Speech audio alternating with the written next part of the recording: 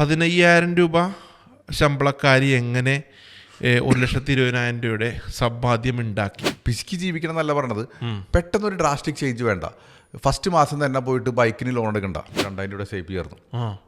ഒരു 3 കൊല്ലം കഴിഞ്ഞപ്പോൾ ഈ പയ്യൻ ഓഫീസിൽ വന്നിട്ട് 50,000 രൂപ സേവ് ആക്കി. ഞാനീ പറഞ്ഞത് 15,000 രൂപ ശമ്പളമുള്ള 1,500 രൂപ സേവ് ചെയ്യാൻ വേണ്ടിയിട്ടല്ല പറഞ്ഞത്. ഇതൊരു തുടക്കം മാത്രമാണ്. ഇതല്ല എൻ്റെ. അപ്പോൾ ആ ശീലം ഉണ്ടാക്കിയെടുക്കാനായിട്ട്. അപ്പോൾ ഇങ്ങനെ പറഞ്ഞത് അറ്റ്ലീസ്റ്റ് നിങ്ങൾ 15,000 രൂപ കിട്ടുമ്പോൾ ബാച്ചിലർ ആണെങ്കിൽ ഡെഫിനറ്റ്ലി നിങ്ങളൊരു 30% തൊട്ട് 40% സേവ് ചെയ്യാൻ പഠിക്കണം. ശരി, ഇത് പ്രാക്ടിക്കലാണ്. ഞാനീ പറഞ്ഞത് മാരകമായിട്ടുള്ള കാര്യമൊന്നുമല്ല. നിങ്ങൾക്കൊരു 10 മാസം അടച്ചു കഴിഞ്ഞാൽ 1 മാസം ശമ്പളം നിങ്ങളുടെ കയ്യിലിരിക്കണം. 15,000 വരെ നമ്മളിപ്പോൾ 1,50,000 രൂപ ശമ്പളമാക്കി തന്നു കഴിഞ്ഞാലും അവരാ 1,50,000 രൂപ ചിലവാക്കാൻ തുടങ്ങി കഴിഞ്ഞാൽ ഒരു കാര്യമില്ല. ചില ആൾക്കാർ ഇപ്പോഴും 10 പൈസ മാറ്റി വയ്ക്കാത്തവരുണ്ട്. ഒരു 10 രൂപ കിട്ടിയിട്ട് 1 രൂപ ദാനം കൊടുക്കാനുള്ളൊരു മൈൻഡ് സെറ്റ് ഇല്ലാന്നുണ്ടെങ്കിൽ എനിക്ക് നിങ്ങൾ 1000 കോടി തന്നോ കൊടുക്കാൻ 10 പൈസ തരാൻ പറ്റില്ല. മറ്റൊരു പോഡ്കാസ്റ്റിംഗ് എപ്പിസോഡിലേക്ക് സ്വാഗതം. കഴിഞ്ഞ എപ്പിസോഡിലും 1,00,000 രൂപ ഇൻവെസ്റ്റ് ചെയ്ത് കഴിഞ്ഞാൽ മാസം 1,000 രൂപ കിട്ടുമോ എന്നുള്ള കാര്യത്തെക്കുറിച്ച് അതിൻ്റെ ലോജിക്കായിട്ടുള്ള കാര്യങ്ങളാണ് നമുക്ക് നിഖിൽ പറഞ്ഞു തന്നത്.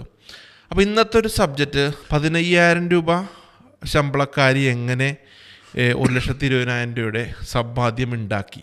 15,000 രൂപ ശമ്പളമുള്ള ഒരാൾ. ഇപ്പം എൻ്റെ വൈഫിന് എൻ്റെ ഓഫീസിൽ നിന്നുള്ള ശമ്പളം 15,000 രൂപയാണ്. അയാൾക്ക് എങ്ങനെ 1,20,000 രൂപ സമ്പാദ്യം ഉണ്ടാക്കാം? ടോപ്പിക് കറക്റ്റല്ലേ? അല്ല, ഇത് ടോപ്പിക് വളരെ നല്ല.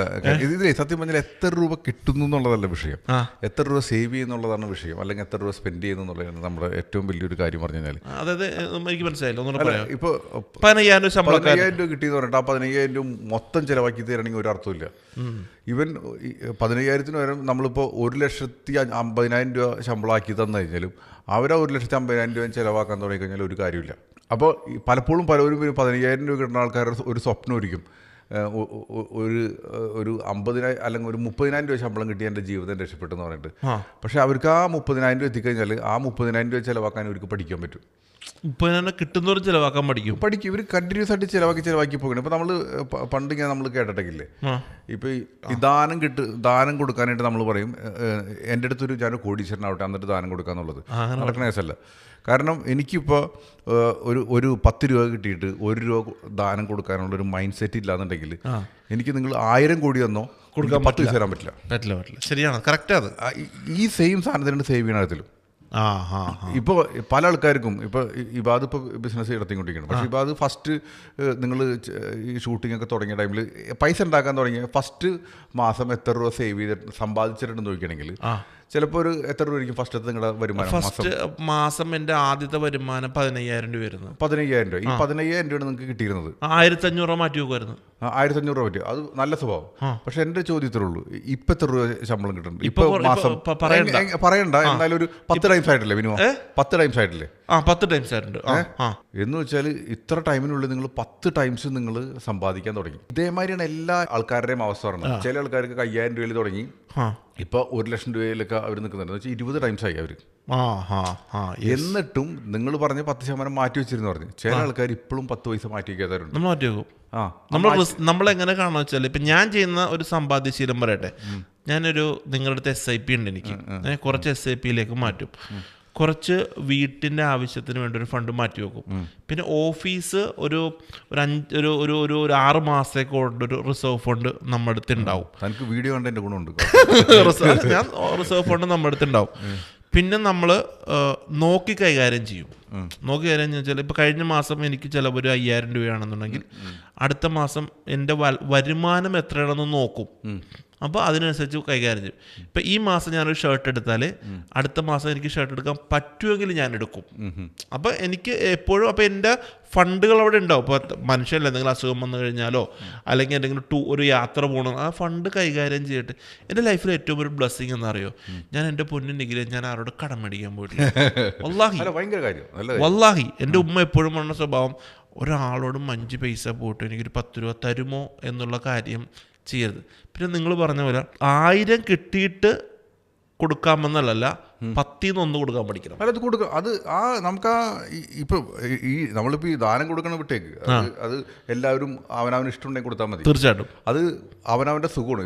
ദാനം കൊടുക്കണം. എനിക്കിതുവരെ ആൾക്കാരെ സഹായിക്കാൻ എനിക്ക് തോന്നിയിട്ടില്ല. പക്ഷേ നമ്മൾ കൊടുക്കുമ്പോൾ നമുക്ക് കിട്ടുന്നൊരു സുഖമുണ്ടല്ലോ, ഫീലുണ്ട്. ആ ഫീലാണ്.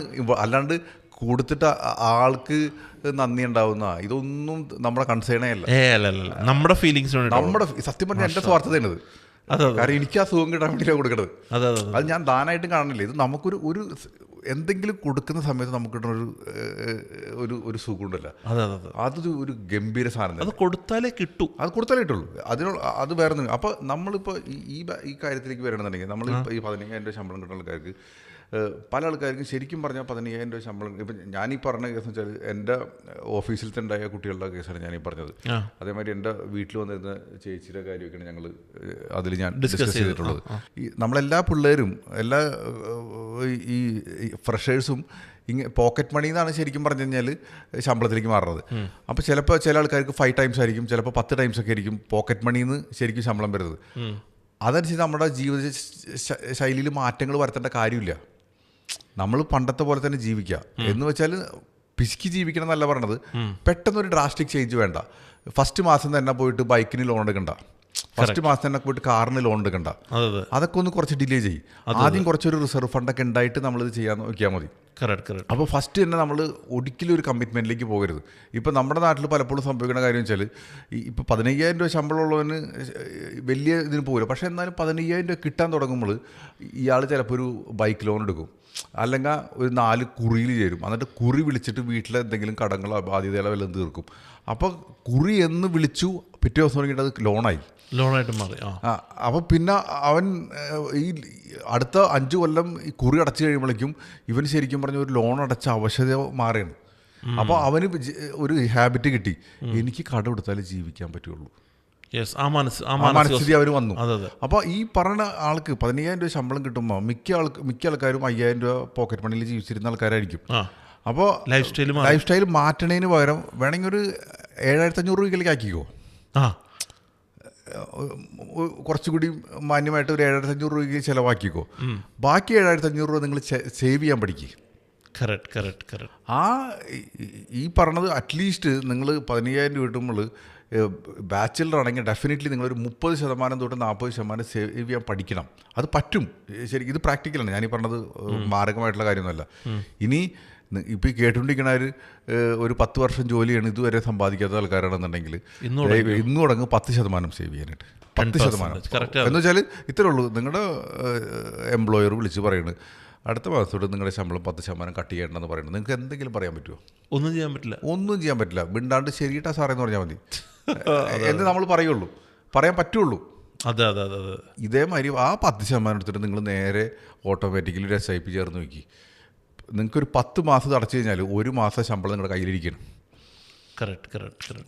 ഈ 15,000 രൂപ ശമ്പളമുള്ള ഒരാൾക്കും 1 മാസം ശമ്പളം ഫ്രീ ആയിട്ട് ബാങ്ക് അക്കൗണ്ടിൽ ഇരിക്കാത്ത ആൾക്കാരാണ് ഇവർ. ഈ കഷ്ടപ്പാട് ചെയ്ത് കഴിഞ്ഞാൽ 1 മാസം ശമ്പളം കയ്യിൽ വന്നാൽ ശരിക്കും നമ്മുടെ എല്ലാവരുടെയും ഏറ്റവും വലിയ കോൺഫിഡൻ്റ് ആയിട്ടുള്ള പൈസ എന്ന് പറഞ്ഞാൽ 1 മാസം ശമ്പളമാണ്. നമുക്കെല്ലാവർക്കും അതിനേക്കാളും കൂടി തിങ്ക് ചെയ്യാനുള്ള കഴിവ് സത്യത്തിലില്ല.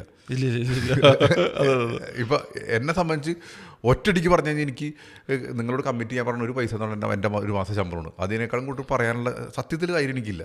മനസ്സിലായി. അപ്പോൾ 1 മാസം ശമ്പളം ഫ്രീ ആയിട്ടിരിക്കണമെങ്കിൽ എൻ്റെ കോൺഫിഡൻസ് ലെവൽ ഒന്ന് ആലോചിച്ച് നോക്കിയേ. ഇത് പതുക്കെ ബിൽഡ് ചെയ്തെടുക്കാന്നുള്ളതാണ് കാര്യം ഇരിക്കുന്നത്. അപ്പോൾ എനിക്ക് ഈ പറഞ്ഞ കാര്യം ഞാൻ പിള്ളേരുടെ എല്ലാവരോടും ഞാൻ പറഞ്ഞു കൊടുക്കുന്ന കാര്യം, നിങ്ങൾ 10% നിങ്ങൾ ദയവ് ചെയ്തിട്ടൊന്ന് ഇങ്ങനെ SIPയിൽ ഇടാൻ തുടങ്ങാനായിട്ട്. അപ്പോൾ ഈ ചില ആൾക്കാർക്ക് ഇൻട്രസ്റ്റ് ആകുമ്പോൾ കാര്യം വെച്ചാൽ 10% എന്നുള്ള 20% കൂട്ടാൻ തുടങ്ങും, 30% കൂട്ടാൻ തുടങ്ങും. അങ്ങനെ ഇൻട്രസ്റ്റ് എടുത്തിട്ടാണ് ഈ പറഞ്ഞ 15,000 രൂപ ശമ്പളമുള്ള ആൾ ഈ പറഞ്ഞ ഇങ്ങനത്തെ ഒരു നല്ലൊരു സമ്പാദ്യത്തിലേക്ക് എത്തിയത്. എനിക്കിത് മാത്രമല്ല, ശരിക്കും ഞാൻ ഓഫീസിൽ പല ആൾക്കാരും ഈ ഒട്ടും സമ്പാദിക്കാൻ പറ്റില്ല എന്നൊക്കെ പറഞ്ഞ് വന്നിട്ടേ നമ്മൾ പറഞ്ഞ് നിങ്ങൾ ഈ പറഞ്ഞ 10% സേവ് ചെയ്യാൻ പറയും. ഇത് കഴിഞ്ഞ് ഇവർക്ക് ഇൻട്രസ്റ്റായി ഇവർ പിന്നെ ആലോചിക്കുന്ന കാര്യം വെച്ചാൽ എനിക്കെന്തുകൊണ്ട് എൻ്റെ സ്കില്ല് കൂട്ടിക്കൂടാ, എനിക്ക് ഈ ജോലിയിൽ നിന്ന് എങ്ങനെ മാറിക്കൂടാ. എന്നിട്ട് ഒരു പയ്യൻ വന്നിട്ട് 2,000 രൂപ അയാൾക്ക് സേവ് ചെയ്യാനുള്ള കഴിവില്ല ഞാൻ നോക്കുമ്പോൾ. എന്നിട്ട് പുള്ളി ആ ഡിസ്കഷൻ കഴിഞ്ഞാൽ പറഞ്ഞ് ഞാൻ എന്ത് പറഞ്ഞാലും ഇങ്ങേരായിട്ടിരുന്ന് വർത്താനം പറഞ്ഞല്ലേ, അതിൻ്റെ പേരിൽ 2,000 എങ്കിലും ഞാൻ ചേരും, അല്ലെങ്കിൽ അങ്ങേരുടെ സമയത്തിന് ഞാൻ റെസ്പെക്റ്റ് ചെയ്യുള്ളത് കൊണ്ട് 2,000 രൂപ സേവ് ചെയ്യായിരുന്നു. ഒരു 3 കൊല്ലം കഴിഞ്ഞപ്പോൾ ഈ പയ്യൻ ഓഫീസിൽ വന്നിട്ട് 50,000 രൂപ സേവ് ആക്കി. അപ്പോൾ എന്നെ കാണണമെന്ന് പറഞ്ഞു. അപ്പോൾ ഞാൻ മറന്നുപോയി. പിന്നെ എന്നോട് ഈ കഥയൊക്കെ പറഞ്ഞപ്പോൾ എനിക്ക് പെട്ടെന്ന് ഓർമ്മ വന്നു. അപ്പോൾ പുള്ളി പറഞ്ഞ കാര്യമാണ്, ഞാൻ പിന്നെ ഒന്നും നോക്കിയില്ല, വൃത്തിയായിട്ട് പഠിക്കാൻ തുടങ്ങി, എൻ്റെ സ്കില്ല് കൂട്ടി, എൻ്റെ ജോലി മാറി, ഇപ്പം എനിക്കൊരു 50,000 രൂപ ശമ്പളമുള്ള ജോലിയുണ്ട്, 50,000 രൂപ സൈപ്പ് നിങ്ങൾ പിടിച്ചോ. അവൻ്റെ ജീവിതം രക്ഷപ്പെട്ടു. അങ്ങനെ ചിന്തിക്കണം. അങ്ങനെ അപ്പോൾ ഇത് ഞാനീ പറഞ്ഞത് 15,000 രൂപ ശമ്പളമുള്ള 1,500 രൂപ സേവ് ചെയ്യാൻ വേണ്ടിയിട്ടല്ല പറഞ്ഞത്. ഇതൊരു തുടക്കം മാത്രമാണ്, ഇതല്ല എൻ്റെ. അപ്പോൾ ആ ശീലം ഉണ്ടാക്കിയെടുക്കാനായിട്ട്. അപ്പോൾ ഇങ്ങനെ ആൾക്കാർക്ക് പറ്റി തുടങ്ങി. ഈവൻ എൻ്റെ അടുത്ത് ചില ആൾക്കാരൊക്കെ 50 വയസ്സൊക്കെ ഉള്ള ആൾക്കാർ പറയുമ്പോൾ സമൂഹത്തിലൊക്കെ നല്ല ബഹുമാനമുള്ള നല്ല ജോലിയിലിരിക്കുന്ന ഗവൺമെൻറ് ഉദ്യോഗസ്ഥന്മാരൊക്കെ വന്നിട്ട് ഇതുവരെ സമ്പാദ്യമില്ലാന്ന് പറയണം. കാരണം വീട് വെച്ച് മക്കൾക്കുള്ള പഠിപ്പിക്കലൊക്കെ കഴിഞ്ഞ് 10 പൈസ സമ്പാദ്യമില്ല, വീട്ടിലെല്ലാ ദിവസവും തല്ലെടുത്തു. കാരണം ഇയാൾക്ക് 10 പൈസ കയ്യിലിരിക്കാത്തതിൻ്റെ പേരിൽ ഇയാൾക്ക് തന്നെ ഒരു സാറ്റിസ്ഫാക്ഷൻ ഇല്ല. ഇത് 10% സേവ് ചെയ്യാൻ തുടങ്ങിയപ്പോൾ ഇയാൾ ഒരു വർഷമൊക്കെ ചെയ്ത് കഴിഞ്ഞപ്പോൾ വീട്ടിൽ ആൾക്കാരുടെ ദേഷ്യം വരുന്നത് കുറഞ്ഞ് വീട്ടുകാരുടെ അടുത്തൊക്കെ ഒരു മാന്യമായിട്ട് സംസാരിക്കാൻ തുടങ്ങി. ആൾ പറഞ്ഞ കാര്യം വെച്ചാൽ നിങ്ങളുടെ അടുത്ത് ഞാൻ യാതൊരു ഉപദേശം എടുത്തില്ല, പക്ഷേ എൻ്റെ കുടുംബം ഇപ്പോൾ ഹാപ്പിയാണ്. ഇത് കയ്യിൽ ഒരു പൈസ റിസർവ് വരുമ്പോൾ നമ്മൾ തന്നെ നമ്മുടെ സ്വഭാവങ്ങൾ വ്യത്യാസം വരും. എല്ലാ മനുഷ്യന്മാരും നല്ല മനുഷ്യന്മാരാണ്. നമ്മൾ ചില ടൈമിൽ ദേഷ്യമൊക്കെ വരുന്നത് നമ്മുടെ ബാക്ക് ഓഫ് മൈൻഡിൽ കുറേ ടെൻഷനൊക്കെ ഉണ്ട്. അത് ഒരു പരിധിവരെ കുറേ കാര്യങ്ങളും പൈസ റിലേറ്റഡ് ആണ്. നമ്മുടെ പൈസ എല്ലാവരും എന്നല്ല പറഞ്ഞത്. ഒരു നല്ലൊരു മനുഷ്യന് പൈസ എന്ന് പറഞ്ഞ സാധനത്തിൻ്റെ പേരിലൊരു ടെൻഷൻ ഉണ്ടെങ്കിൽ ആ ഒരു നല്ല സ്വഭാവം മിക്കപ്പോഴും പുറത്ത് കാണിക്കാൻ പറ്റില്ല. കാരണം ഈ ടെൻഷനുള്ളതിൻ്റെ പേരിൽ അങ്ങേർക്ക് ഈ പൈസയുടെ കുറച്ച് കോൺഫിഡൻസ് വരാൻ തുടങ്ങിക്കഴിഞ്ഞാൽ ഇങ്ങേരുടെ ഉള്ളിലുള്ള നല്ല സാധനവും പുറത്ത് കാണാൻ തുടങ്ങും. അല്ലെങ്കിൽ ഉള്ള പ്രശ്നം വെച്ചാൽ ഉള്ളിൽ നല്ലതും പുറത്ത് ഇയാളൊരു ടൈഗറായിട്ട് നിൽക്കുകയും ചെയ്യും. അപ്പോൾ നാട്ടുകാർക്ക് നാട്ടുകാർക്കൊക്കെ നല്ല മനുഷ്യരായിരിക്കും, പക്ഷേ വീട്ടുകാർക്ക് ഭയങ്കര ശല്യമായിരിക്കും ഇയാൾക്ക്. പിന്നെ മക്കളോട് നന്നായിട്ട് പെരുമാറാൻ പറ്റും, ഭാര്യനോട് നന്നായിട്ട് പെരുമാറാൻ പറ്റും. അങ്ങനെയൊക്കെ ആകുമ്പോൾ ഇയാളുടെ ലൈഫ് നന്നാവാൻ തുടങ്ങും. അപ്പോൾ ആകെ ഇത്രേ ഉള്ളൂ. നമ്മൾ പൈസ ഇപ്പോൾ ഇത്രയും നാൾ സേവ് ചെയ്തിട്ട് എവിടെ എത്താത്ത ആൾക്കാരാണെങ്കിൽ 10% നിങ്ങൾ സേവ് ചെയ്യാൻ തുടങ്ങും. ഇനി അതല്ല കിട്ടുന്ന വരുമാനത്തിന്റെ 10%. ഈ 10% നിങ്ങൾ സേവ് ചെയ്യാൻ തുടങ്ങി കഴിയുമ്പോൾ ഒരു വർഷം കഴിയുമ്പോൾ കുറച്ച് പൈസയൊക്കെ ഇരിക്കണം. നിങ്ങൾക്ക് ഒരു സാലറി ഹൈക്കൊക്കെ വരുമ്പോൾ നിങ്ങൾ ആലോചിക്കും, ഈ പൈസ ഞാൻ സ്പെൻഡ് ചെയ്യേണ്ട കാര്യമില്ല, ഈ 10% കൂടെ കുറച്ചും കൂടി കൂട്ടിക്കൂടെ. അങ്ങനെയാണ് പലരും തുടക്കത്തിൽ. ഇപ്പോൾ ഞാനെപ്പോഴും ഓഫീസിൽ വരുന്ന ആൾക്കാരുടെ അടുത്തൊക്കെ ഞാൻ പറഞ്ഞ കാര്യം, നിങ്ങൾ മാർക്കറ്റിംഗ് ഒരു 10% പ്രതീക്ഷിക്കുക, എന്നിട്ട് നിങ്ങളൊന്ന് സേവ് ചെയ്യാൻ തുടങ്ങും. അപ്പോൾ നമ്മൾ ഞാൻ ആദ്യം തന്നെ ആൾക്കാരുടെ ഈ പറഞ്ഞൊരു നമുക്കൊരു ഗ്രീഡ് ഉണ്ടല്ലോ, അത് ഞാൻ കുറയ്ക്കാൻ നോക്കും. എന്നിട്ട് നിങ്ങളുടെ സേവിങ് പെർസെൻറ്റേജ് കൂട്ടാൻ തുടങ്ങുമ്പോൾ ഇവർ ചിലവ് കുറയ്ക്കും, സേവിങ് പെർസെൻറ്റേജ് കൂട്ടും, വൃത്തിയായിട്ട് പണിയെടുക്കാൻ തുടങ്ങും, ഇൻകം കൂട്ടും. അപ്പോൾ ഇങ്ങനെയൊക്കെ വരുമ്പോൾ ആ 10% എന്നുള്ളത് ഇവർ 20%, 30% ഒക്കെ കൂട്ടി ഒരു ലെവലിലെത്തും. അത് കഴിഞ്ഞിട്ട് നമ്മൾ ഓരോ ടാർഗറ്റ് സെറ്റ് ചെയ്യും, ഒരു 25 ലക്ഷം രൂപ എത്തിക്കുക. അപ്പോൾ ഒന്ന് ആലോചിച്ച് നോക്കും, ഇത്രയും നാൾ 25 ലക്ഷം കാണാത്ത ആൾ ഒരു 2-3-4 വർഷം കഴിയുമ്പോൾ 25 ലക്ഷം രൂപ കൈ കിടക്കുകയാണ്. അപ്പോൾ അയാളുടെ കോൺഫിഡൻസ് ലെവൽ പിന്നെ മാറും. പിന്നെ അയാളുടെ ആഗ്രഹം 50 ലക്ഷം എത്തുന്നതാണ്, 50 ലക്ഷത്തും 1 കോടി എത്തുന്ന ആളാണ്. ഇതെല്ലാവരും സാധ്യമാണ്. ഒരു സമയം കൊടുക്കണം കേട്ടോ. അപ്പോൾ എന്തായാലും ഈ ഒരു വീഡിയോയിൽ നമുക്ക് കൊടുക്കാവുന്ന ടേക്ക് അവേ, നിങ്ങളുടെ കിട്ടുന്ന വരുമാനത്തിൽ നിന്ന് 10% നിങ്ങൾ മാറ്റിവെച്ച് സമ്പാദ്യശീലം വളർത്തുക എന്നുള്ളതാണ് അല്ലേ. അപ്പോൾ അടുത്ത എപ്പിസോഡിൽ കാണാം. Thank you so much.